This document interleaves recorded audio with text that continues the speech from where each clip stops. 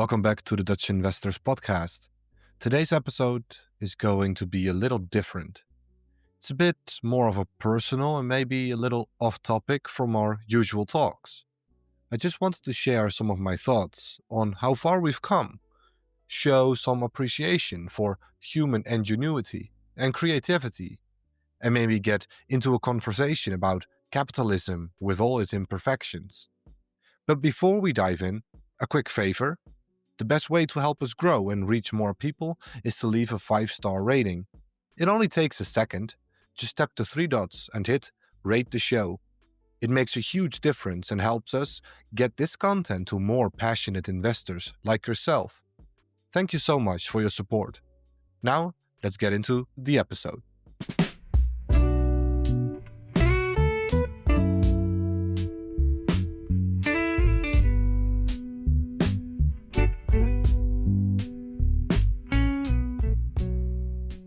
Every so often, we still watch movies or play video games to relax and just forget about everything around us.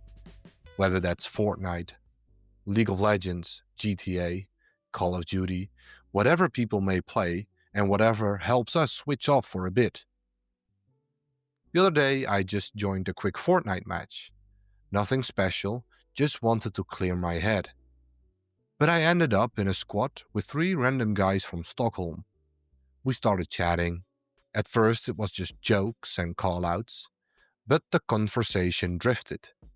They knew some Dutch words, some curse words, and mentioned a few old Dutch rappers, names even most Dutch people have never heard of. We were just playing a game. But for a moment, it felt like something more. A connection across borders, made possible by a screen, a signal, and a shared interest. 4 strangers 1,300 kilometers away, having a laugh like old friends. Later that night, I thought about how normal it felt, and how insane that actually is. Just a few hundred years ago, if you wanted to talk to someone in another country, you'd need a horse, a boat, or weeks of patience. The idea of hearing a voice, let alone seeing someone's face in real time across continents, would have sounded like pure fantasy. Electricity wasn't widespread until the late 19th century. The internet didn't even exist until the late 20th. And now, here we are, random strangers from different nations laughing together over a game of Fortnite. It was a small reminder of how far we've come, how connected we actually are, and how much of that is made possible by business, by capitalism, by a system that rewards innovation, scales technology, and spreads ideas across the globe. That quick gaming session led me down a rabbit hole about capitalism, about human progress, and how the world really works behind the scenes. This episode is about capitalism, for all its flaws, powers the world we live in. It's an imperfect system. Capitalism is just one system, but honestly, it's the best one we've got. It is far from perfect. At times, profits come before people, before the environment, even before the employees who actually keep the business running. And yeah, it can be pretty brutal. Getting laid off to cut costs is not unusual, but it's part of how this imperfect system works. Capitalism was never meant to be fair or kind. That's not what it's built for. It's not about giving people jobs out of the goodness of someone's heart.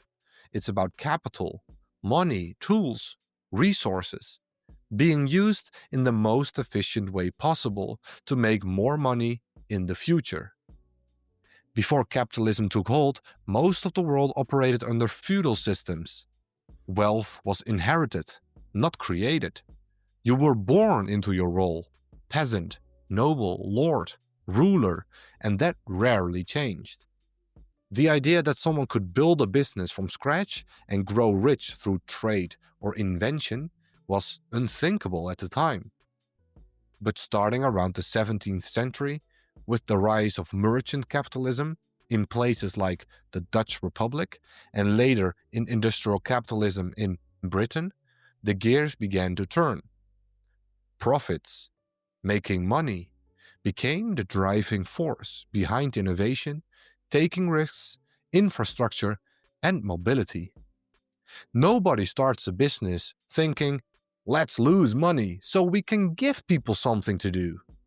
That might sound cold, but it's also what makes capitalism work so well. In a way, it is not so different from evolution.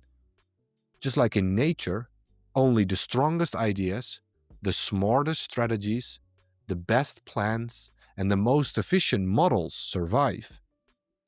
Capitalism creates constant pressure to adapt, improve, and outcompete. The businesses that can't keep up, they disappear, just like species that couldn't survive in the wild. It rewards what works and weeds out what doesn't.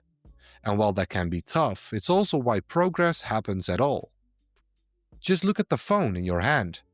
It exists because thousands of companies, chasing profits, kept pushing the limits, improving technology, competing, and driving each other forward. That is capitalism in action.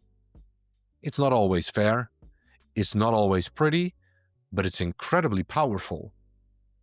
It's not a system built on idealism, it's built on incentives. And strangely enough, that's what makes it move the world forward. So back when I was younger, when I was like 4 to 6 years old, my parents used to call me rupsje nooit genoeg, which means caterpillar never enough. In English, the book is called The Very Hungry Caterpillar. It's a children's book about a little caterpillar with an endless appetite. My parents referred to the fact that I always wanted to eat more desserts. Yes, I loved good food. And I always wanted more gifts. It was never enough. I remember my dad telling me a story a few months ago about how I wanted this fire truck, a very large fire truck. And once I got it, I kind of just left it. I opened the gift box and that was it. Funny enough, that story is kind of a perfect metaphor for capitalism. It is never enough. It captures the constant hunger for more profits, more market share, more power, more everything. It's an imperfect system, but it has given us far more than it's taken away. And thankfully, like most things in life, capitalism has its natural counterweights. Companies that go too far, that cross ethical lines, exploit too much, or lose sight of value, often end up paying the price eventually. There are thousands of examples of companies losing its edge, losing its value, and losing sight of profits. There's a kind of justice mechanism, even if it's not always immediate or obvious.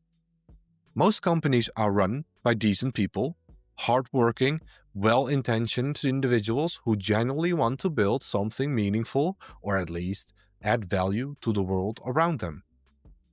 Sure, capitalism can be deeply unfair. Just look at the extreme gap between the ultra-wealthy and those struggling to get by. But swapping it out for an entirely different system, like socialism or communism, tends to bring far more problems than solutions. There's this image of an aerial view of South and North Korea, and that image, if you just Google it, says more than 1,000 words. One side is capitalism, the other is communism. You decide what it means. This episode isn't meant to be a debate about which system works best or whether capitalism is flawless. It's meant to remind us how incredible the world we live in actually is. Because despite the wars, the ecological crisis, climate change, and diseases that still plague the globe, we've managed to turn this spinning fireball into an interconnected society through technology, collaboration, innovation, ambition, and that never-ending urge to wanting more. Now, to go off on a bit of a rant and put our leap from caveman to modern human, into some real perspective, I want to take you back. Around 300,000 years ago, humans slowly began to master fire, a groundbreaking discovery. No electricity, no supermarket, no calendar packed with Zoom calls. You ate what you could find or catch, and if there was nothing, too bad. There was no fridge, no pantry, no backup plan. Life was all about surviving the now, day to day. Your world was maybe a few kilometers wide, just as far as you could walk without putting yourself or your tribe at risk. You knew the moon, the stars guided your way, but the rest of the world was a complete mystery. There were no maps, no written languages, and definitely no Google. Knowledge was passed down by word of mouth, and it often died when someone did. Knowledge was passed down word of mouth and often died when someone did. Fast forward to today. We have more wealth than at any other point in human history. The average life expectancy has more than doubled in just over a century. You can fly from Amsterdam to Tokyo in under a day, something that would have taken months and a lot of luck just 150 years ago. You carry a device in your pocket that lets you talk to someone in Brazil, order dinner, check the stock market, stream a concert, listen to the Dutch Investors podcast, and learn anything you want, kind of instantly. We live in homes with heating in the winter and cold air in the summer. We drink clean water from the tap. We complain when packages take longer than 2 days. We forget how remarkable it is that we can treat infections, repair broken bones, and replace entire organs. Most of us live better than kings did just a few centuries ago, yet we rarely stop to notice. We always keep complaining, yet we always want more. You have all the information you could ever need at your fingertips. It's nearly impossible to understand the mind-bending acceleration that has taken place from rubbing stones together to creating AI that completes your sentences, powers self-driving cars, or operates warehouse robots. We rarely stop to think about it. We've come so far, yet we've forgotten so much about where we started. It's easy to focus on what's wrong with the world, but sometimes you have to zoom out. And this brings me back to that casual gaming session with 3 random guys from Sweden. On the surface, it was just a fun, relaxing evening, and it definitely was. But when you pause and think about what it really means, the technology, the global connection, the shared culture, the ease of it all, it becomes something almost magical, may I say. The simple act of launching a video game is the result of an enormous web of global collaboration of businesses. We played over the internet, made possible by undersea fiber optic cables, laid across thousands of kilometers of ocean floor by companies like TKH Group, Subcom, and Alcatel-Lucent. The cables connect to massive data centers powered by servers from Amazon Web Services or Microsoft Azure. They played on PlayStations from Sony.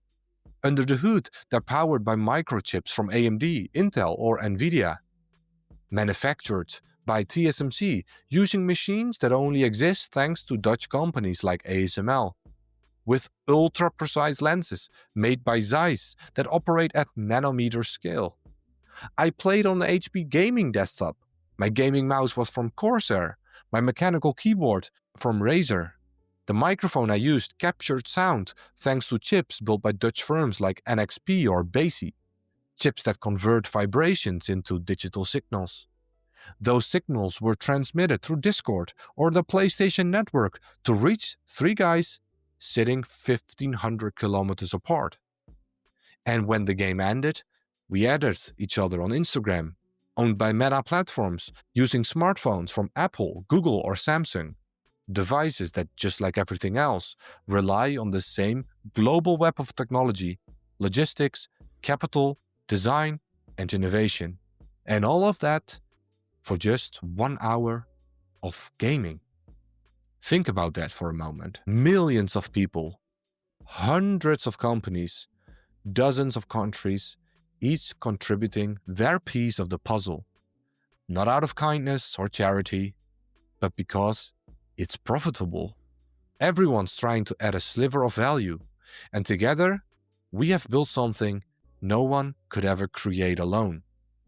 That is the power of capitalism. And just like the caterpillar, always hungry for more. And we've gotten so used to it that we've forgotten how extraordinary it all really is. That's it for today. Like always, stay curious, keep learning, and happy investing.